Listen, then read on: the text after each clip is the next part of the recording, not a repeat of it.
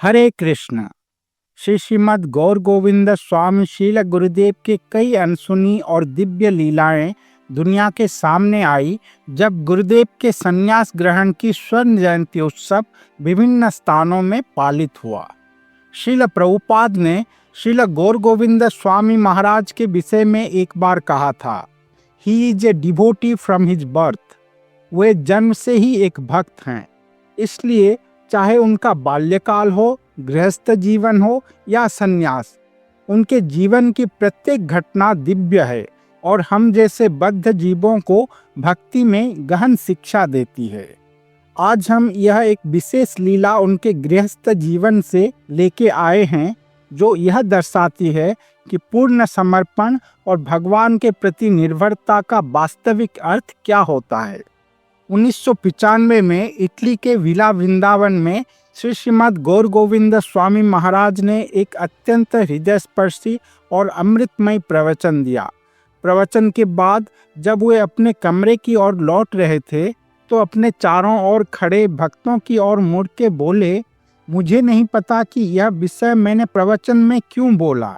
मैं सामान्यतः ऐसे अनुभवों को सार्वजनिक रूप से नहीं बताता, परंतु यह निश्चित है कि श्री कृष्ण की प्रेरणा रही होगी और यह अपने आप बाहर आ गया। श्रील गुरुदेव उस अद्भुत और आस्था से परिपूर्ण घटना का उल्लेख कर रहे थे जो वर्ष 1972 की है, जब वे गृहस्थ आश्रम में थे। यह एक तीर्थ यात्रा के दौरान हुआ, जब वे अपने परिवार के साथ हरिद्वार जा रहे थे और दून एक्सप्रेस में यात्रा कर रहे थे। रास्ते में बरेली स्टेशन पर एक टिकट परीक्षक ने अन्यायपूर्वक उन्हें ट्रेन से नीचे उतार दिया। तपते प्लेटफॉर्म पर निरुपाय होते हुए भी श्रील गुरुदेव बिना विचलित हुए वहीं बैठ गए और अपने परिवार के साथ हरिनाम महामंत्र का जाप करने लगे। चमत्कार स्वरूप कुछ ही मिनटों में वही टीटी जो कुछ क्षण पहले कठोरता से पेश आया था, पूर्णतः परिवर्तित होकर आया। श्रील गुरुदेव से क्षमा मांगी और सम्मान पूर्वक उन्हें वापस ट्रेन के अंदर ले गया।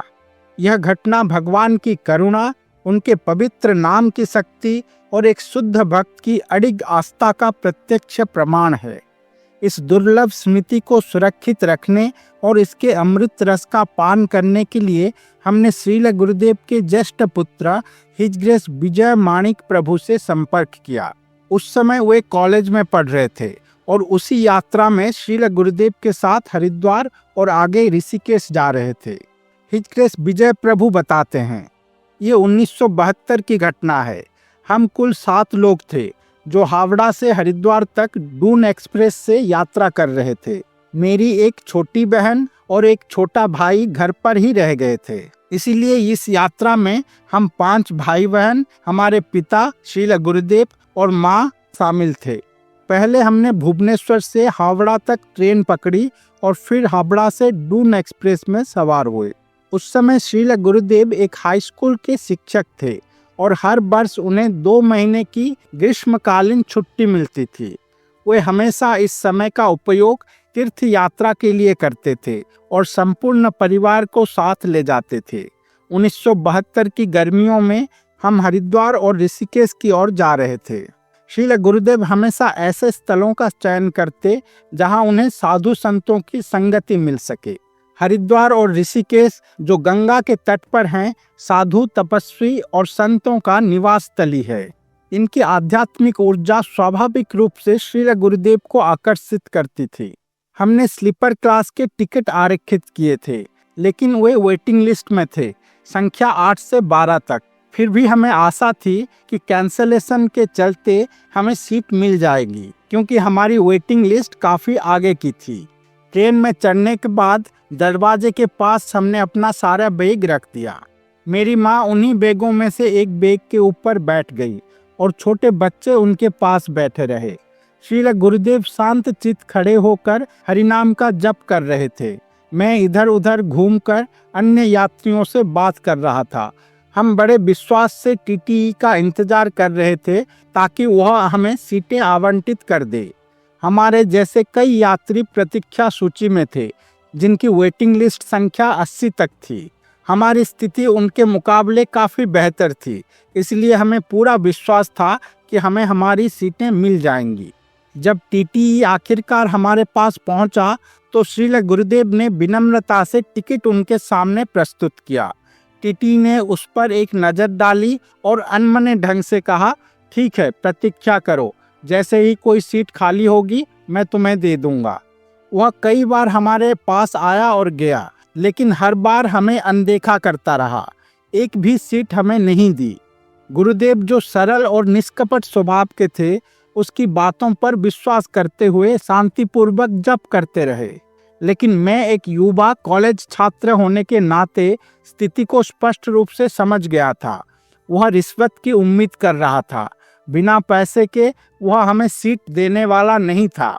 हमारे आसपास कई अन्य यात्री भी प्रतीक्षा सूची वाले टिकट पर यात्रा कर रहे थे, लेकिन धीरे धीरे सबको सीटें मिलती जा रही थी।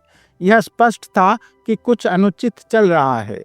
चिंतित होकर गुरुमाँ ने गुरुदेव से बोली, वह सबको सीट दे रहा है, बस हमें छोड़कर। आप जाकर कुछ कहिए। गुरुदेव एक सज्जन व्यक्ति के पास गए जो अपने पत्नी और बच्चों के साथ अभी अभी सीट पाकर बैठ गए थे। उनका वेटिंग नंबर 15 था, जबकि हमारा 8। गुरुदेव ने विनम्रता से पूछा, आपका नंबर 15 है और हमें 8 नंबर होते हुए भी सीट नहीं मिली, आपने कैसे सीट पा ली? उस व्यक्ति ने साफ साफ कहा, मैंने उस टीटी को 100 रुपये दिए हैं, बिना पैसे के वो किसी को सीट नहीं देता। यह सुनकर गुरुदेव चुपचाप लौट आए।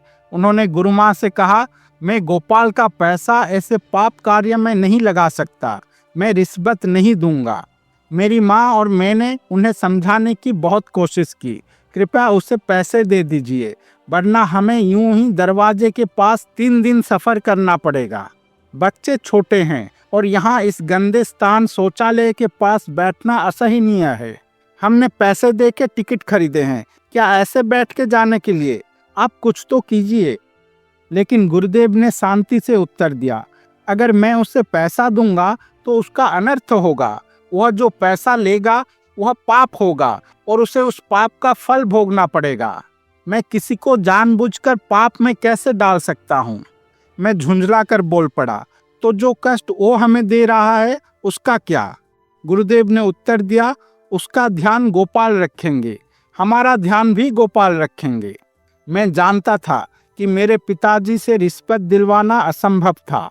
उन्होंने अपने जीवन में कभी किसी को रिश्वत नहीं दी, यहाँ तक कि अपने प्रमोशन के लिए भी नहीं। लेकिन मैं युवा और अधीर था। जब टीटी फिर से आया तो मैंने सीधे उससे बहस शुरू कर दी। वेटिंग लिस्ट में जिनका नंबर 15 है उन्हें आप सीट दे रहे हो और हमारा नंबर 8 होते हुए भी हमें नहीं दे रहे, ये कैसा नियम है? टीटी ने तीखे स्वर में जवाब दिया, जाकर मेरी शिकायत कर दो, मुझे कोई फर्क नहीं पड़ता। उस रात हम शौचालय के पास सामान के साथ बैठे बैठे ही गुजारने लगे। गुरुदेव खड़े होकर पूरी रात जप करते रहे। गुरुदेव ने हम सब से कहा, हरे कृष्ण महामंत्र का जाप करते रहो, जब नींद आ जाएगी तो सो जाना। और गुरुदेव खड़े होकर पूरी रात जप करते रहे, शांत और अड़िग।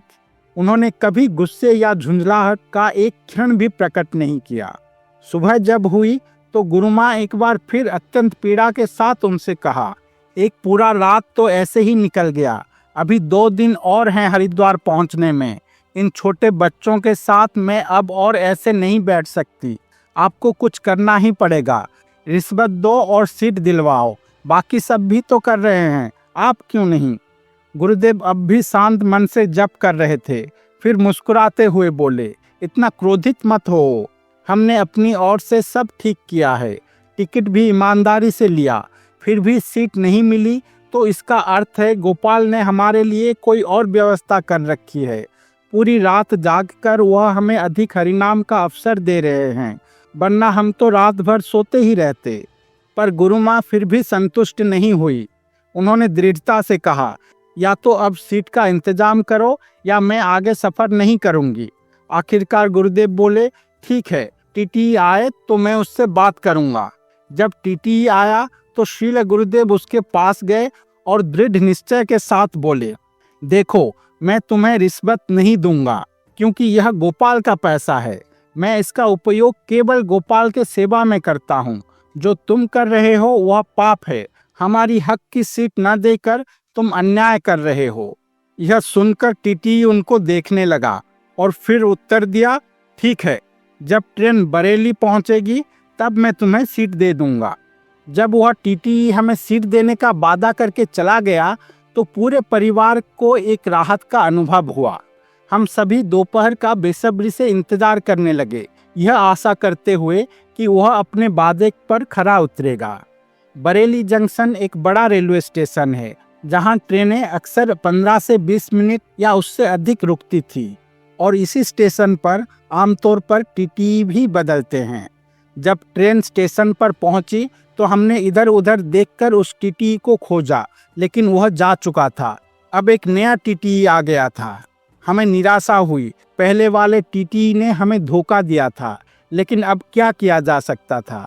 श्रील गुरुदेव ने धैर्यपूर्वक नए टीटी से बात की। उन्होंने पूरी स्थिति समझाई, हमारा वेटिंग नंबर, पहले टीटी का झूठा वादा और कैसे हमारे हक की सीटें अन्य लोगों को दे दी गई जो हमसे पीछे नंबर पर थे। लेकिन जो नया टीटी था वो बहुत रूखा और कठोर था। उसने बेरुखी से कहा, पहले वाले टीटी ने मुझे कुछ नहीं बताया, इसलिए मुझसे कोई उम्मीद मत रखना। मैं तुम्हें कोई सीट नहीं दे रहा। जब गुरुदेव ने धीरे से उस अन्याय का विरोध किया जो एक जिम्मेदार सरकारी पद पर बैठे हुए व्यक्ति द्वारा किया जा रहा था, तो टीटी ने गुस्से में चिल्लाकर कहा, अगर ऐसे नहीं जा सकते तो उतर जाओ ट्रेन से, मैं तुम्हें कोई सीट नहीं देने वाला। इन कठोर वचनों ने गुरुदेव के हृदय को घायल कर दिया, परंतु वे शांत और गरिमापूर्ण भाव से बोले, ठीक है, अगर हमें सीट नहीं देंगे तो हम आगे नहीं जाएंगे, हम उतर जाते हैं। और उसी क्षण श्रील गुरुदेव ने हम सभी को सामान समेटने के लिए कहा और हम सब ट्रेन से उतर गए। हम सब दोपहर की झुलसती गर्मी में तपते हुए प्लेटफॉर्म पर बैठ गए। सूरज सिर पर था और सीमेंट का फर्श जल रहा था, लेकिन श्रील गुरुदेव पूर्णतः निश्चल थे।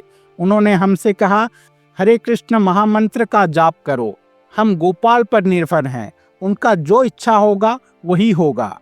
इस प्रकार मैं, मेरी माँ और मेरे 4 छोटे भाई बहन प्लेटफॉर्म पर बैठे हुए हरे कृष्ण महामंत्र जपने लगे। यह एक बहुत ही कठिन परिस्थिति थी, परंतु गुरुदेव निश्चल चित्त से नाम कर रहे थे, जैसे उनके लिए यह कोई दिव्य क्षण था अपने गोपाल के प्रति पूर्ण समर्पण का। सिर्फ 5 या 7 मिनट ही बीते होंगे कि हमें आश्चर्यचकित करने वाला एक दृश्य दिखाई दिया। वही कठोर टीटी ट्रेन से उतरकर हमारी ओर चला आ रहा था। वह सीधा श्रील गुरुदेव के पास आया, अपने हाथ जोड़े और अत्यंत विनम्रता से बोला, मुझे क्षमा कीजिए, मैं बहुत शर्मिंदा हूँ, कृपया वापस आइए, मैंने आपके परिवार के लिए 3 सीटें आरक्षित कर दी हैं। हम सभी स्तब्ध रह गए। यही तो वही व्यक्ति था जिसने कुछ ही क्षण पहले हमें इतनी कठोरता से मना किया था। आखिर क्या हुआ? उसका हृदय कैसे परिवर्तन हो गया? श्रील गुरुदेव ने नम्रता से सिर हिलाया और हम सभी को फिर से ट्रेन में चढ़ने को कहा। टीटी ने हमें सीटें दिखाई और हम पुनः हरिद्वार की ओर अपनी यात्रा प्रारंभ कर सके। बाद में हमें पता चला कि हमारे ट्रेन से उतर जाने के बाद डिब्बे के अंदर क्या हुआ था।